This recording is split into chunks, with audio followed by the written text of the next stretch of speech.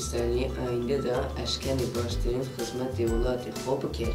پەروەردە bi zimanê dayîkê bavê zarokên Kurdistanê ye û li aliyê dagirkerên Kurdistanê ve hatiye qedexekirin. ئێمە مناڵین بایی زوان مێژوو فەرهەنگ خۆمان وە زوان دالگیمان هوکارە بیمن. باگردی مەژی گەڵ کوردستانی پێی زاڵۆڕا و ئاهلۆ دماغ کوردستانی پارێزنێ. منداڵانی کوردستانیش وەکو هەموو منداڵەکانی جیهان مافی ئەوەیان هەیە بە دوور لە شەڕ و توندوتیژی بژین. ڕۆژە جیهانیە تووتان هەموو تووتانی کوردستانی ڕا پیرۆز بوو. ڕۆژ جیهانی زاڕۆڵا جەگرت و زاڕۆڵا کوردستانی پیرۆز بووە.